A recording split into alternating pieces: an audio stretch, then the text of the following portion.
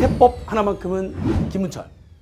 자, 그러면은 이제 개정세법 법별 정리 세 가지: 국세징수법, 국제조세 조정에 관한 법률, 그리고 조세범 처벌법에 대한 얘기입니다. 양이 많지 않고요. 또 몇 개는 별로 중요하지 않은 내용입니다. 먼저 첫 번째 내용 봐볼게요. 국세징수법인데 일단 그 임차인의 국세징수법을 보게 되면 임차인의 미납국세 열람제도가 있어요.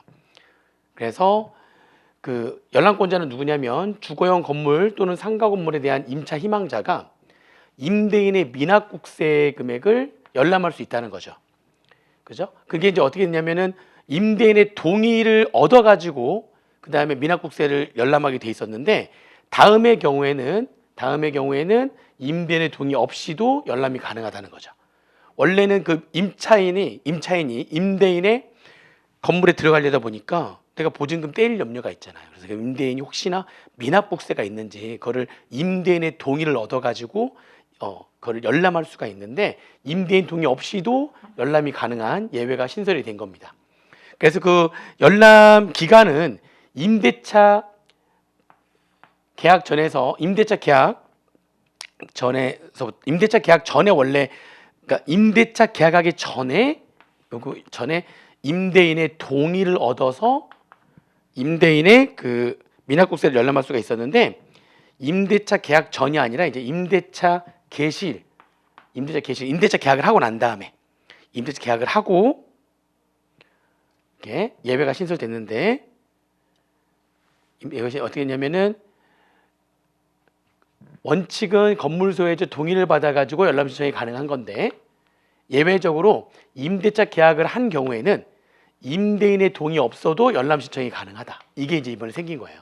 그리고 여기 여기 규정에 여기 보시면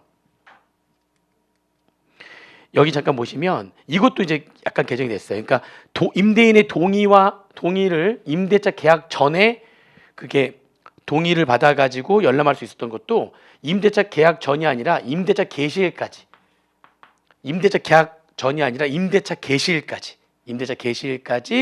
임대인의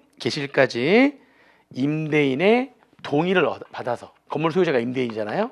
열람 신청이 가능했던 거가 한 게 원칙인데 예외적으로 임대차 계약을 했다면 임대인 동의 없어도 임대차 개시일 전까지는 열람 신청이 가능하다는 거죠. 임대차 계약 개시일 전까지는 열람 신청이 가능하다는 겁니다.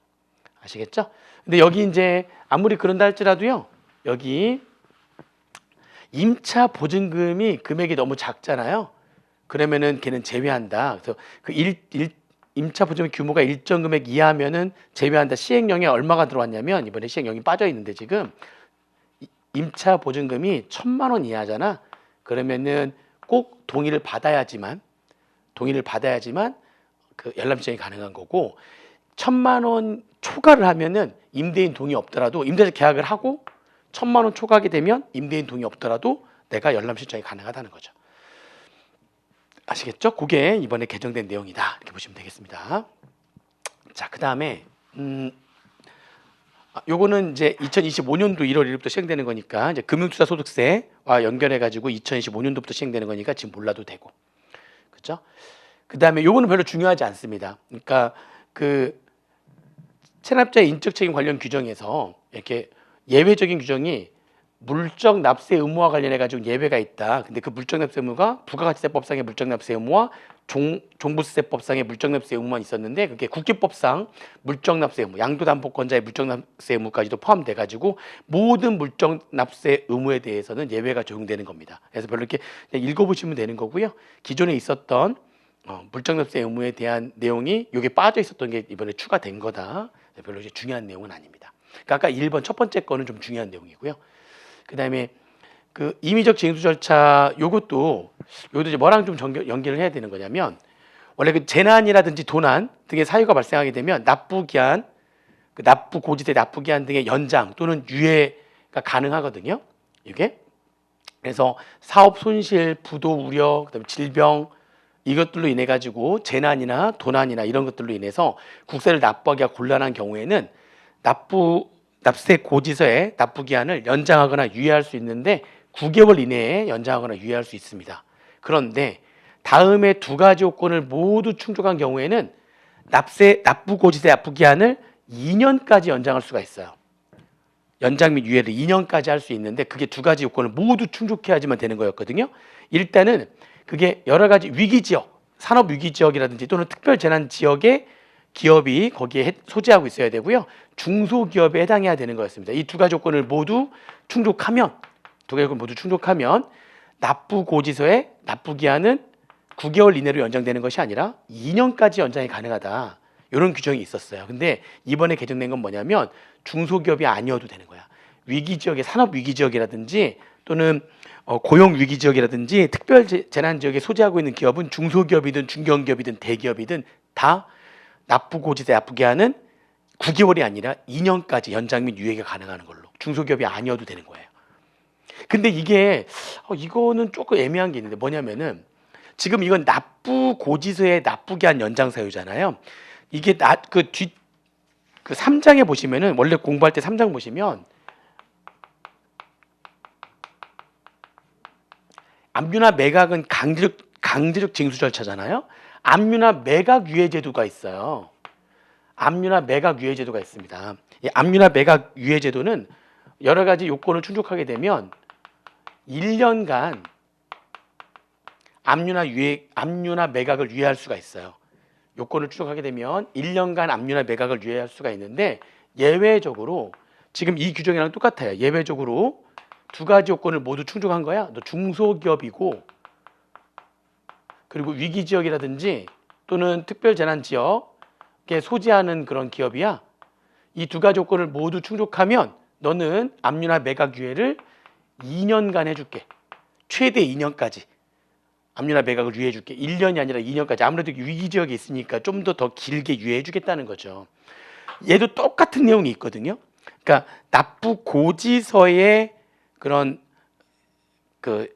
납기의 연장이나 유예뿐만이 아니라 압류나 매각도 똑같이 두 가지 요건을 모두 충족하면 1년이야. 얘는 1년 원래 원칙이 1년간 유예하는 건데 그게 아니라 2년간 유예하겠다는 제도가 있는데요.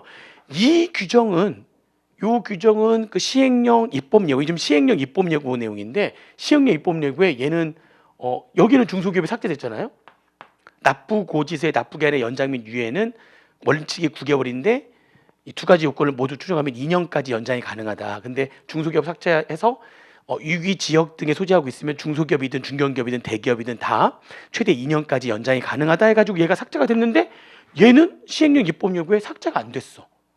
이건 좀 더 지켜봐야 될 것 같아요. 그러니까 압류 매각에 대한 유예는 중소기업 그러니까 위기지역에 있다 할지라도 중소기업이어야지만 2년간 연장이 가능. 압류 및 매각의 유예가 2년간 1년이 아니라 2년으로 더 이렇게 되는 거는 중소기업이어야지만 된다.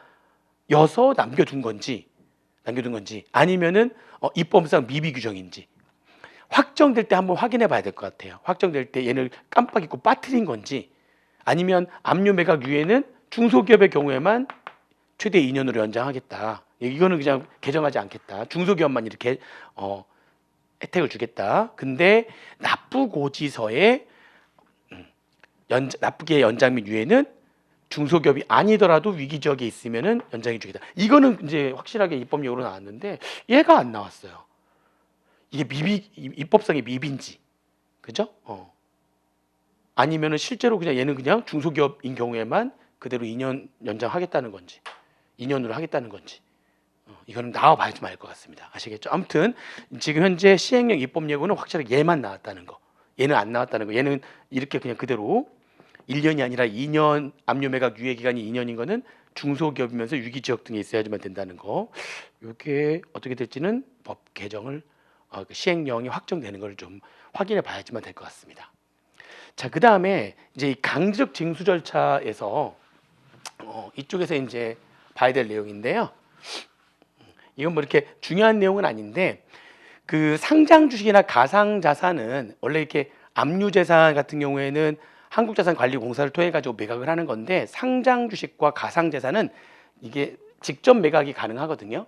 그래서 만약 직접 매각을 하게 되면은 체납자 그리고 납세 담보물 소유자 그리고 압류 재산에 대한 질권 등의 권리를 가진 자한테 이렇게 통지서를 보내게 돼 있다. 통지서를 보내야 된다라고 요 규정이 이제 이번에 들어온 거예요. 그러니까 원래 이렇게 공매나 또는 수의계약을 통해서 매각할 때는 이렇게 통지를 하게 돼. 체납자나 얘네들한테 다 통지를 하게 돼 있는 규정이 있고, 직접 매각의 경우에는 통지를 해야 된다는 규정이 없었어요. 원래 별도의 규정이 없었는데 이번에 직접 매각하는 경우에도 상장 주식과 가상자산은 직접 매각이 가능해요. 직접 매각하는 경우에도 체납자 또는 납세담보물 소유자 또는 압류재산의 질권 등의 권리를 가진 자에게 통지를 해야지만 된다라고 하는 규정이 이번에 신설이 됐다라고 하는 겁니다. 아시겠죠?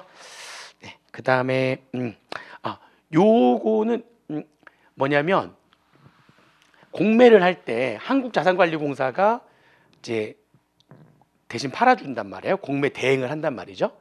근데 한국자산관리공사 여기에다가 이제 공매 대행을 의뢰를 하는데, 근데 이번에 개정된 건 뭐냐면은 공매 대행을 이렇게 의뢰하기 전에 한국자산관리공사한테 이거 공매하면 얼마나 남냐, 이 비용이 더 들고 들어오는 건 얼마 없고 그럴 수 있잖아요. 그 공매의 실익을 분석하기 위해서 약식 감정을 의뢰할 수 있다. 이게 이번에 들어온 거예요. 그러니까 공매 대행 의뢰하기 전에 공식적으로 의뢰하기 전에 그럼 공매 실익을 분석하기 위해서 약식 감정을 의뢰할 수 있다라고 하는 규정이 이번에 신설됐어요. 그래서 이거 해가지고 실익이 없다 그러면은 공식 의뢰 안 한다는 거죠.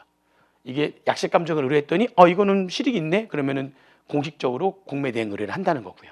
그래서 이런 공식적인 공매 대행 의뢰 전에 공매 실익을 분석하기 위해서 약식 감정 의뢰하는 걸 가능하게 했다는 거.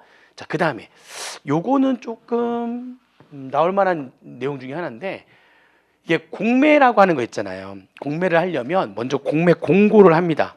공매 공고를 하는데 공매 공고는 약 6주간 해요. 약 6주간 공매 공고를 하고요.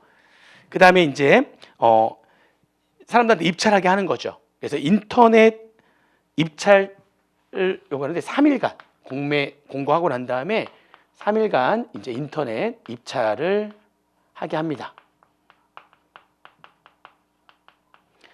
약 6주간 공매 공고하고 입찰에 참가하는 기간을 이렇게 3일간 두는 거죠.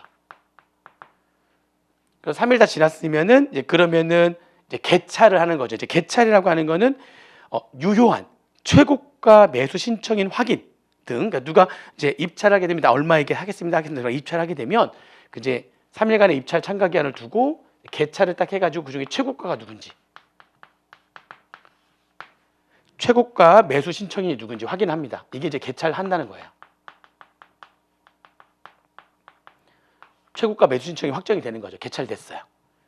그렇죠? 그렇게 개찰이 되고 나면은 그러면은 매각 결정은 언제까지 하는 거냐?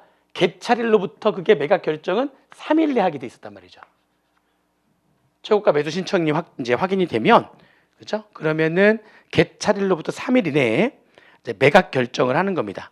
그래서 매각 결정, 최종 매각 결정을 한다. 날짜는 3일 안에 기일을 잡아가지고 최종 매각 결정을 하게 돼 있었어요. 그런데 이번에 개정된 거는 개찰일로부터 며칠 내 매각 결정한다고요? 7일 내 매각 결정한대요. 이 기간을 더 둔 거는 뭐냐면, 그게 이제 국세징수법 공부를 하게 되면 매각이 이제 그러니까 매각 기일을 딱 정해가지고 최종 매각 결정을 딱 하는데, 그 매각 결정 기일 전에 만약에 체납자가 저기 지금이라도 세금 내겠습니다 해가지고 체납자가 매각 기일 전에 매각 결정 이제 기일 정해서 매각 결정을 했어요. 이게 3일 이내 기일을 정해가지고 매각 결정을 했는데 그 기일 내에 체납자가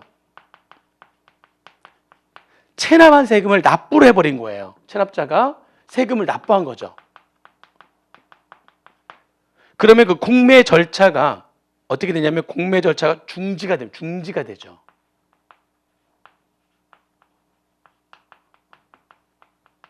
공매 절차가 중단돼 버립니다. 그러니까는 체납자가 다시 그 납부를 하게 되면은 그 공매로 나왔던 그 물건을 체납자가 다시 가져갈 수 있다는 거죠. 그게 3일이었는데 여유를 더 준 거예요. 7일 내. 그러니까 체납자의 재산권을 보전할 기회를 더 확대하겠다. 체납자가 그거 이거 되게 나한테는 굉장히 여러 가지 의미가 있는 물건이야. 이거 팔리면 안 돼. 막 사방팔방 돌아다니면서 돈을 모아 가지고 납부를 하게 되면은 다시 내 걸로 가져올 수가 있거든요. 공매 절차가 중지가 되고 이제 내 걸로 다시 가져올 수가 있어요. 그렇죠? 근데 그게 3일 내에 매각 결정이 너무 기간이 짧았다는 얘기죠. 기간을 좀 더 여유를 둔 겁니다. 개찰일로부터 7일 내에 매각 결정 기일을 정할 수 있게 3일 이내가 아닌 7일 이내로 정해라. 기간을 더 연장한 겁니다. 체납자의 재산권을 보존을 해주기 위한 기회를 확대했다 이런 얘기죠. 얘는 좀 나올 만한 내용이 아닌가 싶습니다. 국징법은 요 정도예요. 많이 개정되지 않았죠. 그렇죠? 네. 그다음 이제 국제 조세 조조에 관한 법률. 국제 조세 조조에 관한 법률인데요. 일단 먼저 첫 번째 국외 특수인 관계인과의 거래에 대한 과세 규정해가지고 이걸 다른 말로 이제 이전 가격세제라고 해가지고 이제 공부하는 내용인데 어차피 3월 4일 이후부터 해서 한 2주 동안 해가지고 국기법, 국징법, 구조법, 조처법에서 개정 내용 다 반영한 전체 특강을 할 겁니다. 날짜 따로 정해서 알려드릴 거니까요. 3월 4일부터 한 2주간 할 겁니다. 할 건데 이제 이거는 작년 거 공부한 사람들 있잖아요. 어디가 개정됐는지 그 내용만 빨리 한번 살펴보는 거예요. 공부 한 번 이상은 했죠? 설마 한 번 이상 했죠? 그러니까 그 공부를 했던 한 번, 두 번 봤던 사람들 어디가 개정됐는지 한번 간단하게 한번 살펴보는 거고 이 개정 내용까지 전부 다 반영해서 3월 4일부터 해가지고 한 2주 동안 이렇게 해서 날 잡아가지고 특강을 할 거니까요. 그때 또 전체 내용은 들으시면 되고요. 그러니까 요거는 이제 뭐 어떤 내용이냐면 국조법에서 이전 소득에 대해 가지고 배당으로 처분하거나 또는 출자의 증가로 처분해가지고 유보로 처분하거나 뭐 이렇게 처분을 이렇게 하게 되어 있는데 이 처분은 과세 당국이 처분할 수도 있고요. 그리고 납세자가 처분할 수도 있어요. 과세 당국이 처분할 것뿐만이 아니라 납세자 스스로가 배당이나 출자의 증가로 처분할 수가 있거든요. 근데 이게 좀 잘못돼가지고 원래는 과세 당국이 처분하는 것만 있다가 이게 2년 전에 납세자도 처분할 수 있도록 규정이 만들어졌는데 그러면은 배당이라고 소득 처분했을 때 언제 배당 받은 걸로 볼 거냐? 배당 받은 걸로 보는 날짜에 과세가 돼야 되는 거니까. 그래서 배당 지급 간주 시점이 언제냐? 이게 얘만 있었던 거죠.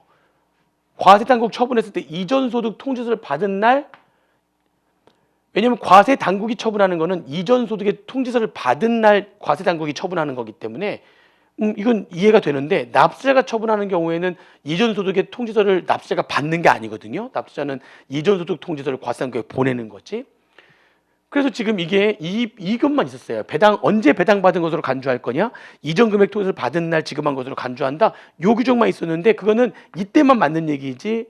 요 납세자가 처분했을 때는 맞는 말이 아니거든요. 그래서 요 말이 들어온 겁니다. 납세자가 처분했다면 과세표준을 신고하거나 가중표준 신고 또는 수정 신고하거나 과세표준 신고하거나 또는 수정 신고했을 때 그날 배당 지급한 것으로 간주하겠다. 납세가 직접 배당이라고 해서 과세표준을 신고한다면 그 신고한 날 배당 지급한 걸로 간주하겠다 이런 얘기죠. 당연히 들어왔었어야 되는 규정인데 그동안 안 들어왔었던 겁니다.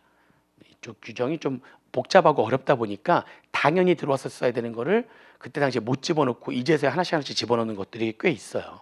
그 중에 하나입니다. 나중에 아무튼 국조법 특강을 들으면서 그때 가서 보시면 되고요. 이번에 국제거래 관련 자료 제출 면제 요건 신설 이거는 중요하지 않습니다. 얘는 안 보셔도 돼요. 얘는 중요하지 않고 이거는 이거 내용 포함해 가지고 전체 특강 할 때도 이거는 뭐 자세하게 보지 않을 겁니다. 이게 중요한 내용이 아니에요. 이쪽은 중요한 내용이 아니고 그다음에 이거 지금 3장의 국외 지배 주주 등에게 지급하는 이자에 대한 과세에 대한 얘기인데 요것도 뭐 그러니까 자료 제출 의무자, 자료 제출을 누가 해야 되는지가 이게 명확하게 안 돼 있었어요. 자료 제출을 누가 자료 제출해야 되는지가. 그래서 혼성 금융상품 거래에 관한 자료 제출 의무는 누가 지는 거냐 이거에 대해서 명확한 언급이 없었었는데 혼성 금융 거래 상품 거래에 따라 국외 특수자에게 지급한 이자가 입금에 산입되는 내국법인이 혼성 금융상품 거래에 관한 자료 제출 의무자다. 이게 명확하게 했다는 거죠. 원래 이것도 당연히 누군가가 자료를 제출해야 되니까. 근데 자료를 제출해라라고만 돼 있지 누가 제출해야 된다는 게 없었다는 거죠. 그렇게 약간씩 좀 미비 규정들이 여기 많이 있습니다. 특히 그 국조법이나 이런 게 복잡하다 보니까 그러니까 규정을 만들어 놓고 중간중간에 이렇게 구멍들이 좀 이렇게 있었대요. 그런 것들은 이제 하나씩 메꿔 나가는 거죠. 그죠? 아무튼 뭐 혼성금융상품이 뭔지 이거에 대한 내용들은 나중에 개정세법 특강할 때 또 자세하게 얘기하면서 이것도 그때 가서 또 얘기하겠습니다. 아무튼 요런 누가 자료 제출 의무자인지가 명확하게 돼 있지 않았었는데 얘다 혼성금융상품 거래에 따라서 국외 특수자 관계인에게 지급한 이자가 입금의 30%는 내고 법인이 혼성금융상품에 대한 자료 제출 의무자다라고 하는 거고요. 이쪽에 이제 이거 조세회피 방지제에 대한 얘기인데 요거 굉장히 구석진 얘기예요. 그래서 이제 여기다 적어는 놨는데 수업 목적상으로는 중요하지 않습니다. 요거하고 요 다음 얘기하고는 수업 목적상 중요하지 않아요. 이거는 개정된 거 모르셔도 됩니다. 얘는 근데 중요해요. 얘는 중요합니다. 지금 국조법 얘기할 때 요거 하려고 지금 봤던 거 보는 거나 마찬가지예요. 이게 국제 조세 조정에 관한 법률이 이게 아무튼 다국적 기업도 많고 하다 보니까 지금 여러 가지 이 국제 조세와 관련해 가지고 여러 가지 과세 문제들이 많은데 이게 되게 또 복잡하고 어렵고 막 그래요. 그런데 우리나라 이제 국제 조세 조정에 관한 법률이 굉장히 좀 빈약하게 돼 있고 되게 어려워. 내용 자체가 어렵다 보니까. 그래서 아직도 빠져 있는 게 많습니다. 그리고 이제 OECD에서 이렇게 좀 해라. 국제적으로 세금과 관련해 가지고 이러이러한 규정을 각 나라에서 만들어라. 이런 내용들을 많이 권고를 막 하고 있는데 우리나라가 굉장히 좀 늦는 편이에요. 굉장히 늦는 편. 그래서 좀 늦게 반영하다 보니까 그동안 불이익을 얻는 것도 많고요. 이게 그 중에 하나거든요. OECD에서 국외 투자단체라는 게 뭔지 좀 더 설명드릴 건데 국외 투자단체에 기록되는 소득에 대해서 각 나라마다 과세 특례를 만들어라 라고 했는데 우리나라가 굉장히 지금 늦게 만드는 겁니다. 각 나라에서 이미 다 만들었는데 우리나라가 굉장히 늦게 만드는 거고요. 이거 말고 또 OECD가 권고한 게 또 뭐가 있냐면 글로벌 최저한세, 우리 법인세 최저한세도 어려운데 그게 아니라 어떤 기업이 다국적 기업일 때 전 세계적으로 내는 세금들이 막 여러 군데에서 세금 낼 거 아닙니까? 그러면 전부 다 합해가지고 최소한 얼마 이상 세금 내야 돼. 이런 글로벌 최저한세 제도를 도입해라. OECD에서 이렇게 권고를 했는데요. 그 내용이 이번에 개정이 됐어요. 개정이 됐는데 이번에 바로 시행되는 건 아니고요. 워낙 양이 많아서 그거는 올해가 아니라 내년부터 시행합니다. 내년부터 시행하는데 양이 얼마냐? 국조법 내용이 100이라면 국조법 내용이 100이에요. 그리고 이 국조법 내용이 내용도 어려운데 말도 어렵고 양도 상당히 많은 편이거든요. 이게 국조법 내용이 100인데 글로벌 최저한세 있잖아요. 그 글로벌 최저한세가 지금 현재 국조법 내용의 거의 절반 정도가 글로벌 최저한세예요. 양이 확 늘어나요. 내년. 근데 올해 이미 개정이 됐어요. 올해 개정은 됐는데 시행이 올해가 아니라 내년부터예요. 다행히. 그래서 올해는 지금 이 글로벌 최저한세는 공부 안 해도 되는데 근데 올해 하나 들어온 게 이것까지는 아니지만 이것도 꽤 내용이 되는데 하나 들어온 게 이겁니다. 국외 투자단체에 귀속되는 소득에 관한 과세 특례. 이거는 올해부터 시행하는 거고요. 글로벌 최저한세는 다행히 올해부터가 아니라 내년부터. 올해 무조건 돼야 됩니다. 이거 양 어마어마해요. 아니면 뭐 내년에 이거 뭐 나와봤자 한 문제니까 버리면 되죠. 나와봤자 한 문제 버리면 되는데 아무튼 제대로 공부하려면 양은 어마어마합니다. 저도 내년에 수업은 할 건데 버리라고 할 거예요. 양이 너무 많아서. 아니면 제가 찝어드리거나 나온다면은 요것만 암기해라. 딱 그 중에 나올 거다. 뭐 이런 식으로 얘기를 좀 해줄 건데 양이 어마어마하고 많습니다. 제가 할 게 많은 거죠. 자, 아무튼 요거는 올해 나올 수 있습니다. 굉장히 이슈가 됐고요. 굉장히 중요한 내용이기 때문에 올해 나올 수가 있어요. 제가 예를 한번 들어보면서 얘기를 할 건데 일단은 이제 올해부터 시행되는 거고요. 도대체 국외 투자단체라는 게 뭐냐 이런 얘기인데 이런 말이 나와요. OECD 권고에 따라서 OECD가 권고해가지고요. 지금 EU나 미국은요 이미 역혼성 실체 방지 규정이라는 걸 만들었어요. 야, 이게 무슨 말이냐? 이게 제가 여기 그림으로 지금 이렇게 좀 설명을 좀 했는데 이렇게 보세요. 이게 A국이 지금 우리나라예요. 우리나라 한국이고 이 A사가 누구냐면 얘가 지금 사실 얘예요. 지금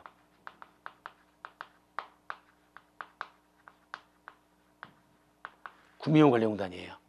이 구민영관리공단이 이렇게 어떤 나라에 가서 회사를 하나 만드는데 이 회사가 뭐냐면 무슨 투자회사. 아니 이 국민연금관리공단이 우리나라 주식이나 회사채에만 투자하는 것이 아니라 국제적으로도 아마존이나 뭐 테슬라나 마이크로소프트사나 구글이나 애플이나 이런 주식도 많이 갖고 있거든요.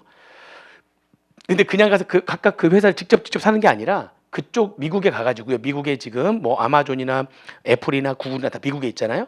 그럼 미국에 거기에 무슨 투자회사,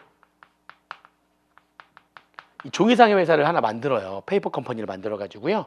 여기에 투자해 가지고 자회사를 만들고 무슨 투자회사를 만들고 그 투자회사에서 뭐 아마존이나 뭐나 이런 회사에 막 투자를 하는 겁니다.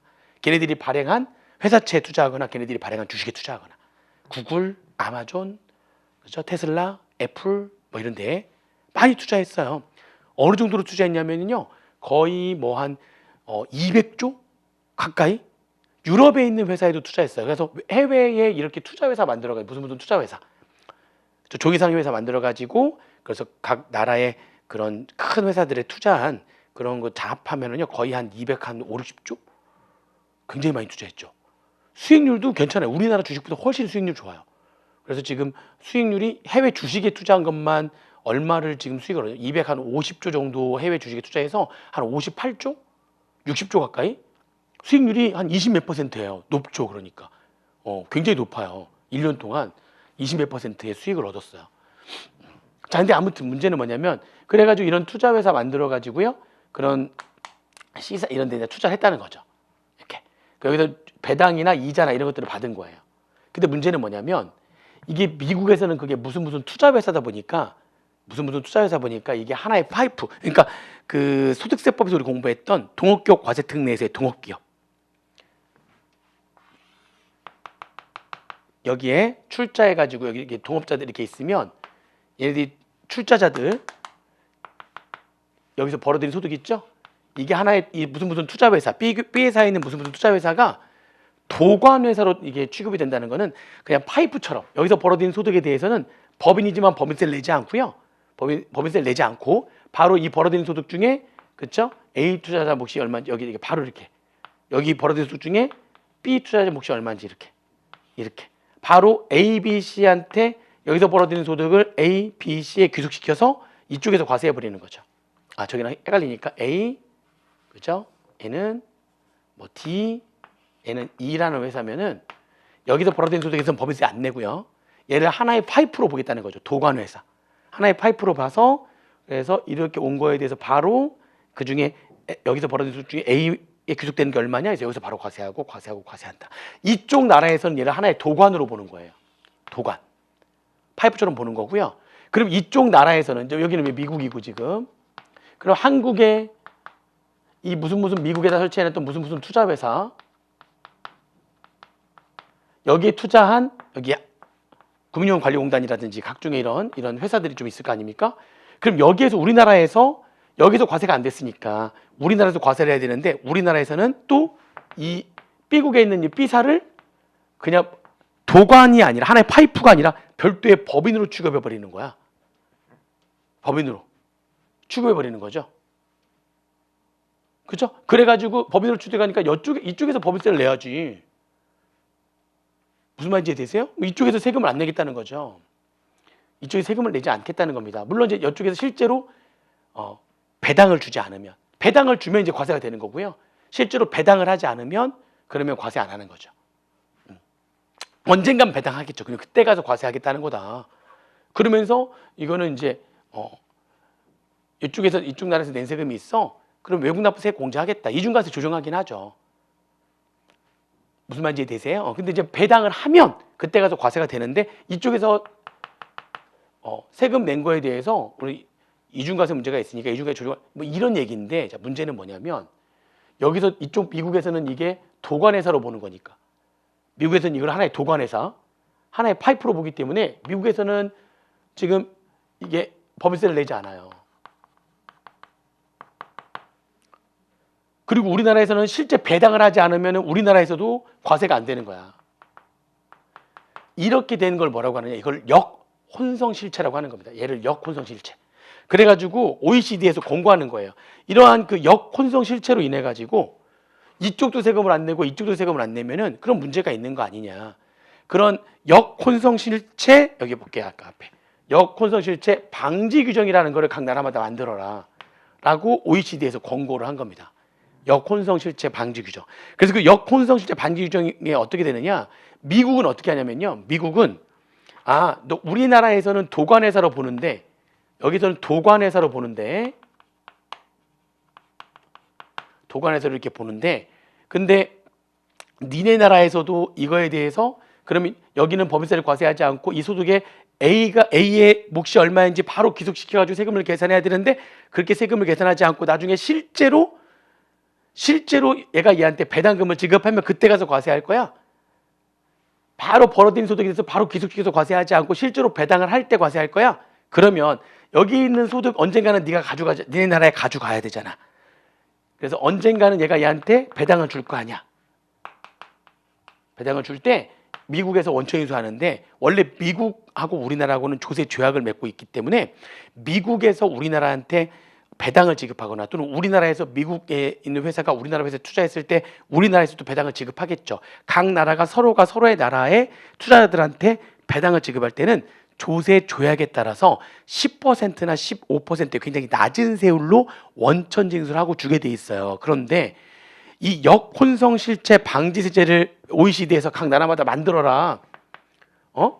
그래가지고 미국에서 만든 거야. 어떻게 만들었냐면 원래 우리나라의 투자자들한테 배당을 지급하게 되면 조세 조약에 따라서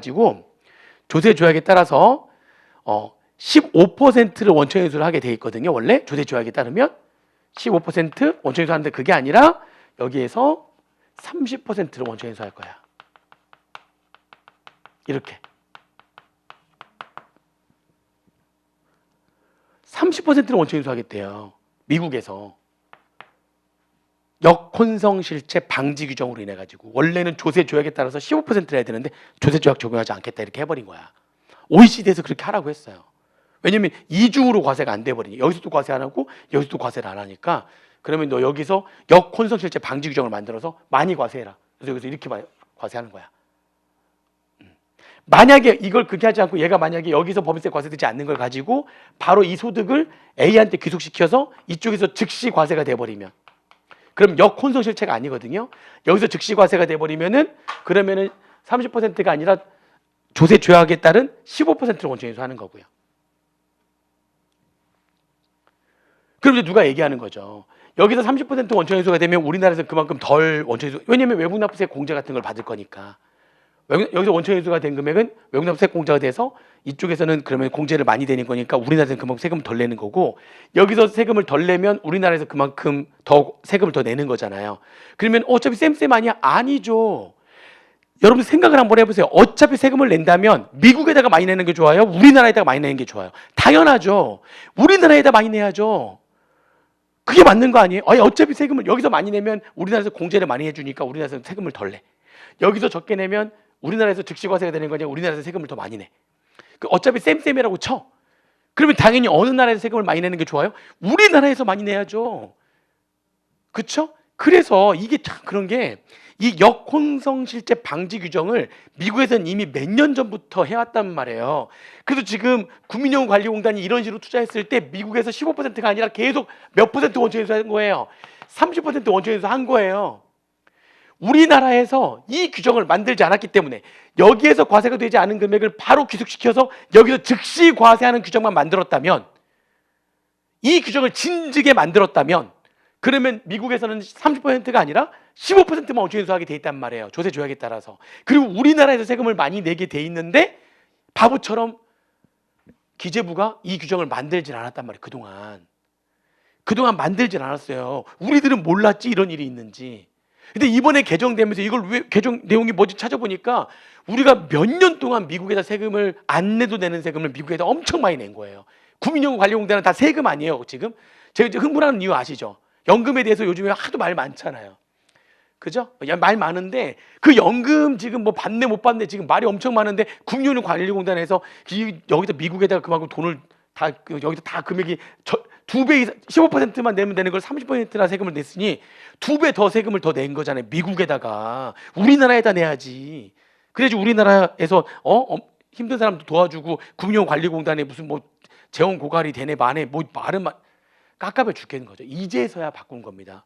이제서야 우리나라에서 이 역혼성 실체 방지 규정에 따른 국외 투가 기업에 대한 과세 특례를 만든 거예요. 국외 투가 단체. 얘를 국외 투가 단체라고 하는 거예요. 여기서 벌어들이는 소득은 여기서 과세가 되지 않고 바로 투가 된다. 바로 여기서 벌어들이는 소득은 얘 거다. 그래서 이쪽에서 즉시 과세하는 제도를 만든 겁니다.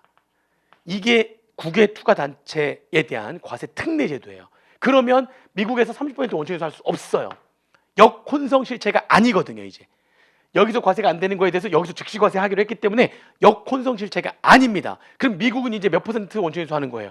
그렇죠. 15% 원천에서 하는 겁니다. 15% 원천에서 하고, 지금 아까 얘기했잖아요. 아마존, 뭐 애플, 구글, 마이크로소프트, 테슬라 다 미국에 있는 회사인데 거기에다가 투자 엄청 했다니까. 250조가 넘게 투자했다니까요. 그래서 58조의 수익이 생겼는데 거기서 세금 30%나 냈다니까요. 그동안 15%만 내는 거를. 그러니까요. 이기면 안 되죠. 이거에 대해서 누군가 이쪽 전문가가 있을 거 아니에요. 이쪽 전문가가 빨리 만들어라라고 기재부한테 요청을 해서 기재부에서 이제서야 파악해가지고 만든 거예요. 몇 년 동안 계속 미국에다가 안 내도 낼 세금 계속 낸 거고요. 그렇게 생각하시면 되겠습니다. 좀 늦었지만 지금이라도 만든 게 다행입니다. 그러니까 지금 몇 년간 안 냈어. 깝깝해 죽겠다니까. 그래서 이제서야라도 내게 된 게 다행입니다. 이 제도가 만들어진 게. 그러면 역혼성 실체가 아니기 때문에 미국에서는 이제 30%를 원천에서 할 수 없습니다. 금융관리공단이 이 미국에다가 이 조계상의 회사 만들어 가지고 투자했을 때 여기다 이제 배당을 할 때 15%밖에 원천에서가 안 돼요. 이제 아시겠죠? 이제 우리나라에서 과세를 더 하는 겁니다. 우리나라에서 과세해야지. 그걸 만들었어요. 그게 요 제도입니다. 제도의 취지 좀 이해되시나요? 이제서야 만들었어요. 그래서 이제 이런 얘기들이 이제 쭉 나오고요. 그럼 국외 투자 단체가 누구냐? 이 국외 투자 단체는 지금 얘를 말하는 거예요. 얘가 국외 투자 단체예요. 얘가 두 가지 요건을 모두 충족한 단체를 국외 투자 단체라고 한다. 법인세법상의 외국 법인 또는 국외 투자 기구 또는 국기법상 법인 아닌 단체와 유사한 단체로서 국외에 설립된 단체일 것. 그러니까 뭐 한마디로 얘기하면 외국 법인일 것. 그죠? 그리고 두 번째, 그 외국 법인 등이 설립되었거나 외국 법인 등의 본점 또는 주사무소가 소지하는 국가의 세법에 따라 그 외국 법인 등의 소득에 대해서 해당 외국 법인 등이 아닌 외국 법인 등의 주주나 출자자 또는 수익자가 직접 납세물을 부담할 것.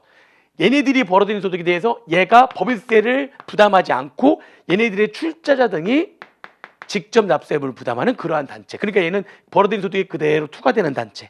자, 뭐라고 한다고요? 국외 투과단체인 겁니다. 이 국외 투과단체에 대해서 우리나라에서 어떤 조치를 취하지 않으면 미국에서는 이걸 역혼성 실체라고 해서 역혼성 실체 방지 규정에 따라 뭔가 이쪽 나라에서 세금을 많이 걷어가는 제도를 만들었고요. 실제로 그렇게 하고 있었다는 거죠. 그래서 굳이 여기서 세금 낼 필요 없잖아. 여기서 세금 더 많이 낼 필요 없잖아. 이 제도를 만든 거죠. 여기서 많이 못 걷게. 이렇게 제도를 만들면 OECD에서 얘네들한테 함부로 이렇게 많이 걷지 못하게 그냥 조세 줘야겠다라서 해라. 그래서 우리나라랑 미국이 서로 배당이나 이자 주고 받을 때는 10 또는 15% 원천 인수하게 되어 있거든요. 그것만 이제 과세가 되는 겁니다. 그리고 우리나라에서 과세가 되는 거죠. 이제 그런 국외 투자 단체에 대한 얘기고요. 국외 투자 단체 과세 특례를 신청하려면 이제 얘가 우리나라 이제 국민연금관리공단에서 국외 투자 단체 과세 특례를 이제 우리나라에서 하겠다는 거죠.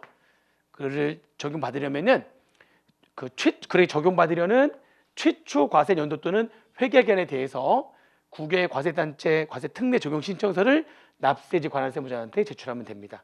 최초 과세 연도에 제출하면 되는 거예요. 아시겠죠? 그래 보시면 되고요. 신청 주체는 읽어보시면 되고 뭐 신청 방법도 읽어보시면 됩니다. 아무튼 이제 이런 제도가 만들어졌다. 자, 문제는 이제 뭐냐면은 이제 그 제도의 취지 개념하고요. 요거는 좀 나올 만해요. 이제 말로 그러면 과세 특례 적용하면 국외 투자 단체 등의 출자자 등에 해당하는 거주자 또는 내국법인이 국외 투자 단체 과세 특례 적용 신청을 한 경우에는 국외 투자 단체에 귀속된 소득은 누구의 소득으로 본다고요? 국외 투자 단체에 귀속된 소득은 그 출자자 등에게 귀속되는 소득으로 본다는 거죠. 그래서 얘가 개인이라면 우리나라 소득세법에 따라서, 얘가 법인이라면 우리나라 법인세법에 따라서 우리나라에서 과세하겠다는 겁니다. 1번 이해되죠? 지금 무슨 얘기인지? 그 다음에 2번 이를 적용하는 경우에 출자자 등에게 귀속되는 소득은, 얘한테 귀속되는 소득은 국외 투자단체에 귀속되는 소득의 구분에 따르며, 그러니까 이쪽 여기서 벌어들인 소득이 부동산 임대소득이라면 그것도 얘의 부동산 임대소득을 한다는 거고, 여기서 벌어들인 소득이 뭐 예를 들면 배당수익이라면 얘의 배당수익을 하겠다는 거고, 그렇죠? 국외 투자단체에 귀속되는 소득의 구분에 따른대요. 그리고 이제 이것도 봐야 되는데 국외 투자단체에 그 소득이 귀속될 때 즉시 출자자 등에게 그 소득이 귀속되는 것으로 본다. 여기에 소득이 이자 소득이 귀속될 때 즉시 예소득으로 본다 이런 얘기죠. 여기에 귀속되는 소득으로 본다. 이런 말들이 이제 문제 출제가 될 수가 있습니다. 그리고 이런 국외 투자 단체에 대한 과세 특례가 적용되잖아요. 그러면 출자자 등이 그렇게 적용 신청을 했어요. 그러면 그 국외 투자 단체 과세 특례 적용을 포기할 수 없다. 이게 또 시험 문제 나옵니다. 그죠? 아까 국외 투자 단체 요건이 두 가지가 있었잖아요. 그 두 가지 요건이 모두 충족되면 국외 투자 단체가 된다고 그랬었는데 그 요건이 충족하지 못하게 되는 경우가 아니라면 그게 아니라면 내가 한번 국외 투자 단체에 대한 과세 특례를 적용하겠습니다라고 신청했을 때 요건을 충족하지 못하는 경우가 아니라면 포기할 수가 없다. 시험 문제 나올 만하죠. 한 번 신청하면 요건을 충족하지 아니하는 한 포기가 안 되는 겁니다. 아시겠죠? 그렇게 보시면 되겠습니다. 그래서 1번, 2번, 3번, 4번은 그냥 읽어보시면 되고요. 이 국외 투자 단체 과세 특례 적용에 1, 2, 3번 시험 문제 다 나올 수 있는 문구들입니다. 자, 그다음에 기타의 주의 사항인데, 자 여기 지금 1번은 뭐냐면은 여기에 벌어들인 소득은 바로 오자마자 예소득을 한 거예요. 근데 여기서 실제로 배당을 하게 되면은 이미 여기서 벌어들인 소득을 예소득을 했거든요. 이미 이렇게. 근데 얘가 벌어들인 소득 100원을 얘한테 배당금으로 이렇게 또 실제로 배당을 하게 되면 또 배당으로 인한 소득 100원이 또 생기면 소득이 200 되는 거잖아요. 말이 안 되죠. 이미 여기에 귀속되는 소득을 즉시 예소득을 해버렸기 때문에 이걸 배당을 하면 얘가 차변의 현금 대변의 배당금 수익 들어올 거 아닙니까? 이 배당금은 입금 불산입을 해야 되는 거죠. 이미 소득으로 해서 과세가 됐으니까 배당금을 지급할 때 그 지급을 받았어요. 배당금을. 걔네들은 입금에 산입되지 아니하는 소득으로 본다. 이미 국외투자단체 소득이 출자자 등의 총수익금이 또 입금으로 산입됐어요.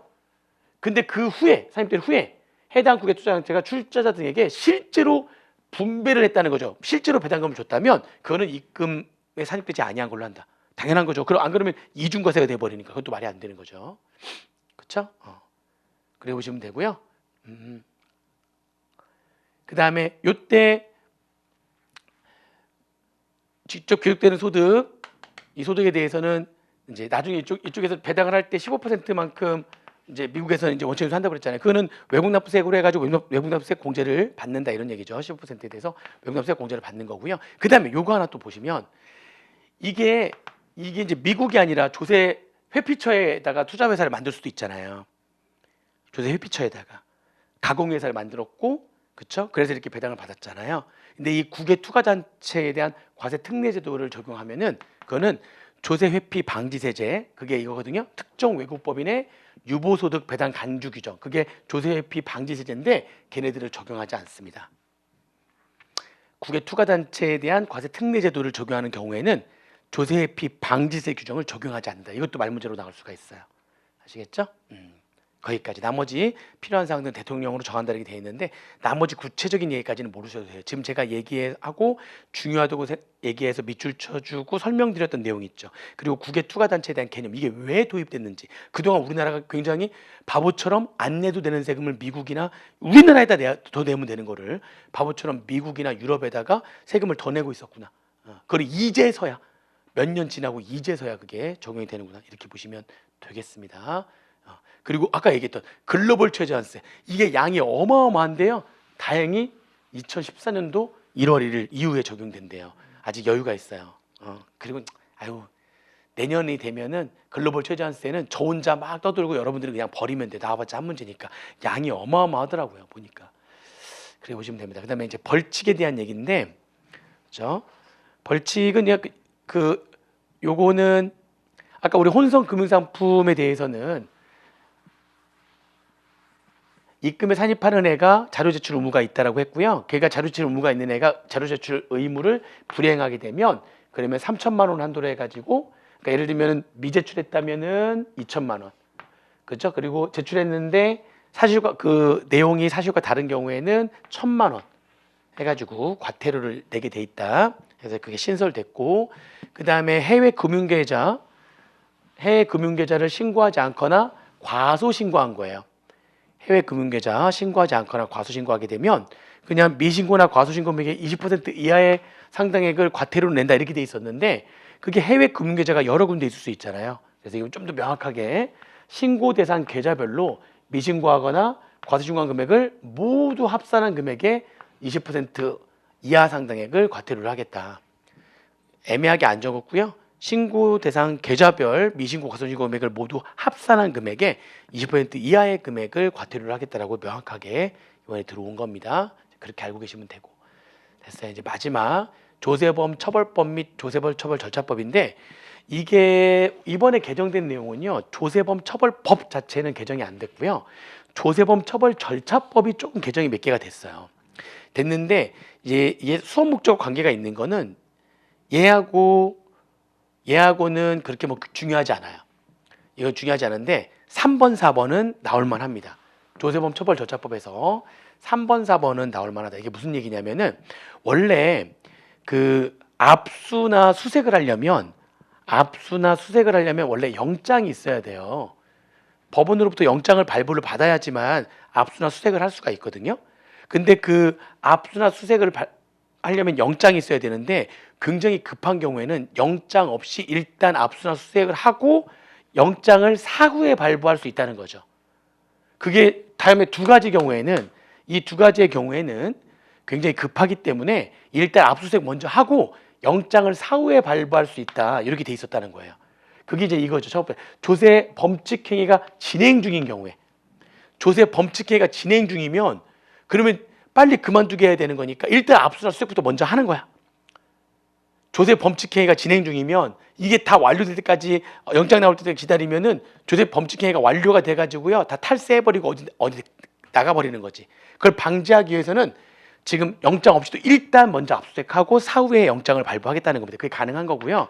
두 번째는 뭐냐면, 조세 범칙 혐의자가 도주 또는 증거 인멸의 우려가 있어서 영장을 발부할 시간적 여유가 없을 때에도 일단 압수수색을 먼저 하고 영장을 사후에 발부할 수 있었다는 겁니다. 그런데 이번에 개정된 건 뭐냐, 조세 범칙 행위가 진행 중일 때에는 압수나 수색 영장을 사후에 발부할 수 있어요. 일단 압수하고 수색 먼저 하고 영장을 나중에 발부할 수 있다는 거죠. 그런데 이 조세 범칙 혐의자가 도주 또는 증거 인멸의 우려가 있어서 영장을 발부할 시간적 여유가 없는 경우는요, 그냥 무조건 압수수색하고 나중에 영장을 발부할 수 있는 게 아니라, 그 범칙 행위가 조세 범칙 행위 혐의자가 장기 3년 이상의 형에 해당하는 조세 범칙 행위 혐의자였을 때만, 이게 지금 그냥 조세 범칙 혐의자가 아니라 3년 이상의 형에 해당하는 조세 범칙 혐의자였을 때만 도주나 증거 인멸의 우려가 있다고 판단됐을 때 압수수색을 먼저 하고 영장을 나중에 발부받을 수 있다는 겁니다. 그러니까 이게 납세자, 이 잘못한 이 범칙자의 권익이 좀 보호가 되는 거죠. 그전에는 무조건 어떤 조세 범칙 혐의자든지 간에 도주의 우려가 있다 그러면 그냥 영장 없이 압수수색을 먼저 했는데, 그게 모든 조세 범칙 혐의자가 아니라 장기 3년 이상의 형에 해당하는 조세 범칙 행위 혐의자였을 때만, 도주나 증거 인멸의 우려가 있다고 판단됐을 때 압수수색을 먼저 하고 영장을 사후에 발부할 수 있다는 겁니다. 납세자의 권익을 보호해 주기 위해서 만든 제도다. 하나 더 있는데, 이것도 또 4번도 납세자의 권익을 보호해 주기 위해서 만들어진 제도입니다. 마지막 4번도 그래요. 4번도 그런데 이게 뭐냐면,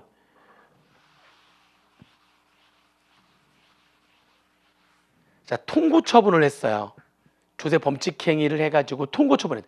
통고 처분도 처분이거든요. 조세 범칙 행위에 대한 처분 중에 하나예요. 그래서 지방구세청장 또는 세무서장이 벌금 해당 금액 등의 납부를 통고하는 겁니다.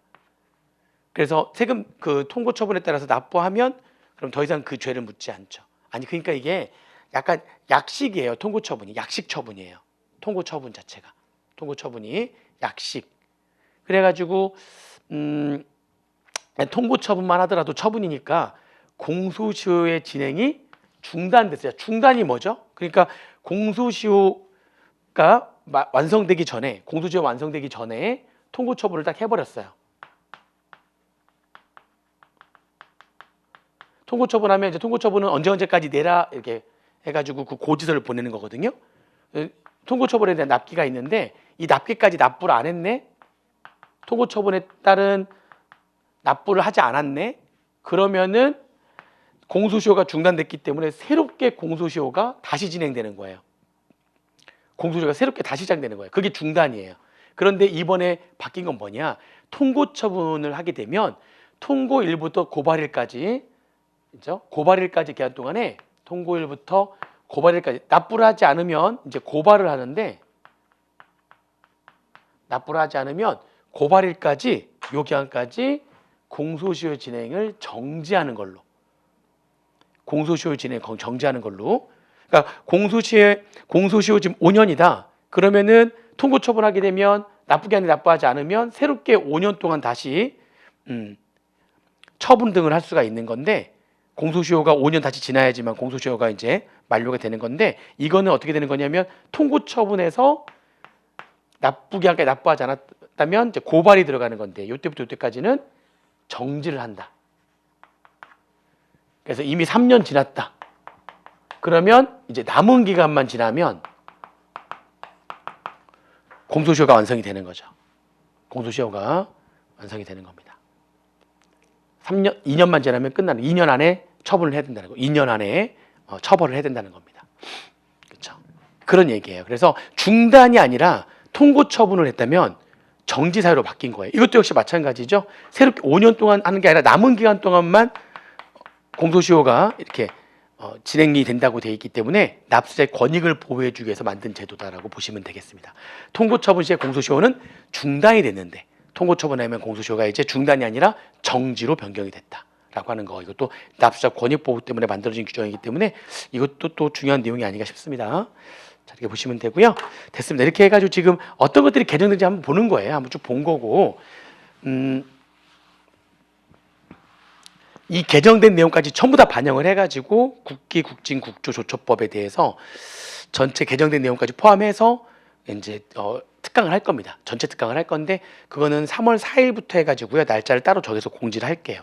3월 4일부터 해서 한 2주간에 걸쳐가지고 일단 국기법이 좀 양이 많죠. 국기법이 좀 양이 많고, 그 다음에 국징할 거고, 그 다음에 국조랑 조처 이렇게 순서대로 할 건데요. 그거는 따로 날짜를 공지해가지고 하도록 하겠습니다. 오늘은 개정된 내용이 어떤 것들이 있는지만 간단히 이렇게 살펴본 거예요. 아시겠죠? 여러분들한테 좀 도움이 됐으면 좋겠고요. 이 내용들 좀 잘 정리 한번 해보시고, 그 다음에 나중에 개정 이 내용까지 반영한 전체 특강 때 또 뵙도록 하겠습니다. 이걸로 수업 마치도록 할게요. 수고하셨습니다. 세무사 합격, 에듀윌 합격 패스.